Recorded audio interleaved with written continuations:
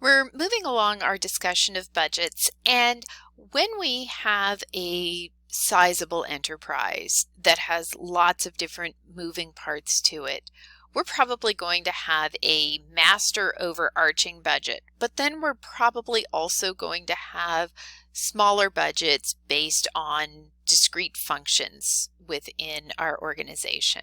So we may have operating budgets and financial budgets, and I will talk a little bit more about those. So the operating budget would be segregated into these tasks and would feed into a budgeted income statement.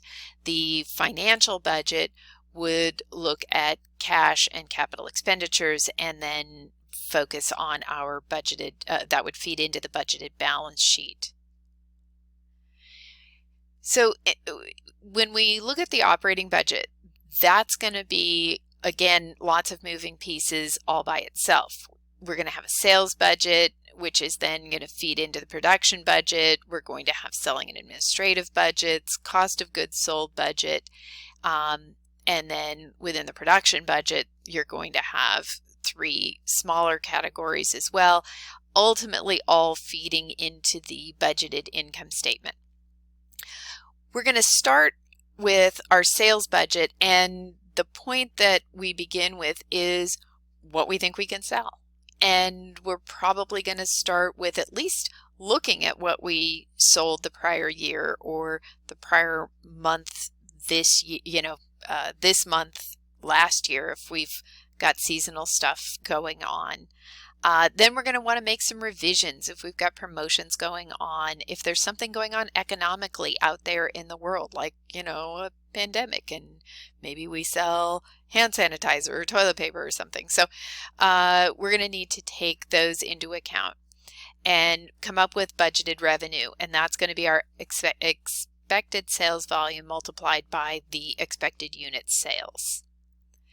We'll then need to have a production budget, assuming that we're actually producing something, and that budget's going to basically look like what we think we can sell, how many units we want to have on end. We don't want to run into a stock out situation where we're a week before the end of the month and we've got nothing left to sell.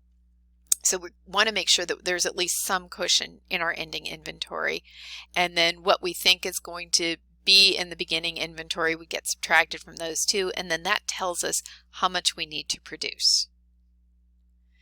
From the production budget, we can then start to look at direct materials, direct labor, and overhead.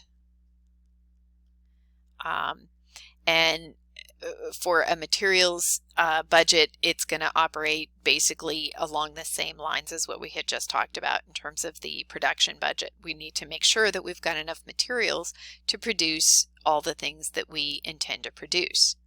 Our direct labor budget needs to make sure that we've got the man hours, the number of people who will be there, and that we can afford to pay them for all of that time to be able to meet the production cost. And then the overhead budget, this is going to basically be estimates. This is probably going to be a fairly constant item, probably not one that you're going to have huge fluctuations over. And you may get contributions from smaller departments on what their overhead costs are going to look like. We'll then have a cost of goods sold budget, and that will directly tie into direct materials, direct labor, factory overhead, and our work in process versus desired ending inventory, and our finished goods. Having a selling and administrative budget is also important. We want to know, what can we spend on advertising? Can we pay sales bonuses? What do we think we want to try and do, and then what can we afford? And then all of those items will lead us to a budgeted income statement. So you're going to prepare an income statement just like you would if we had actually created our financial statements, except this one is going to be based on the projected expenses and revenues that you think you can generate, as well as the income tax that we project we will have to pay, but based on the budgeted income. And that will tell us how, if our predictions come true, where are we going to find ourselves? And so again, this is just what I said about the budget and income statement. But now, whoops, we're going to go into the financial budget. And this is going to look at less of the nitty-gritty nuts and bolts of what we're doing and more along the lines of overarching planning. Are we going to have enough cash to meet our needs? And are we going to need to make large capital expenditures down the road? And if the answer to that is yes, how much do we need to be putting away now to be able to pay for those capital expenditures? Do we have a sinking fund to cover repairs or things of that nature? So those are things that we're going to take into consideration. Now, our cash budget is going to be, it's going to be basically like a statement of cash flows, what we think is literally coming in and going out, not non-cash items. So we're not going to worry about depreciation. We're not going to worry about sales made on account, or we're going to look at what we think we can collect from those sales ultimately, but we're not going to worry about the sales that are made that are strictly on account that we don't think will generate cash flow in that particular time period. And then we're going to estimate what we think we're going to have in terms of cash receipts. And then what we think we're going to have to spend in terms of cash payments. Again, not everything that we charged is going to find its way into this statement. Only things we think we're going to have to pay for during this time period is what's going to show up here.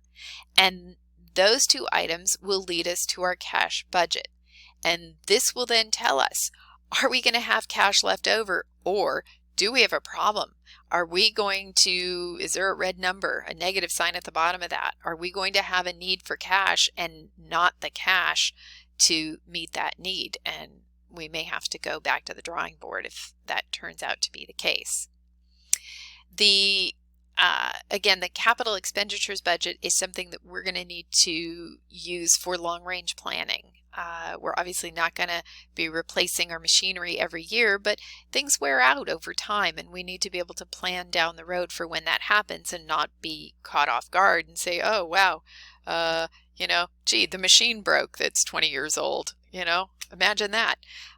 You don't want to be caught off guard, or if there's newer technology that might mean more efficient operations, making sure that you set money aside so that you can upgrade, so that you are using current technology. Even if the old stuff still works and will produce your widgets, is it necessarily the most cost-effective way to do that? I don't know. So between the budgeted cash flows and the capital expenditures budget, that's going to lead you to a budgeted balance sheet. And that will, again, be very similar to your actual balance sheet, except these are based on projected numbers.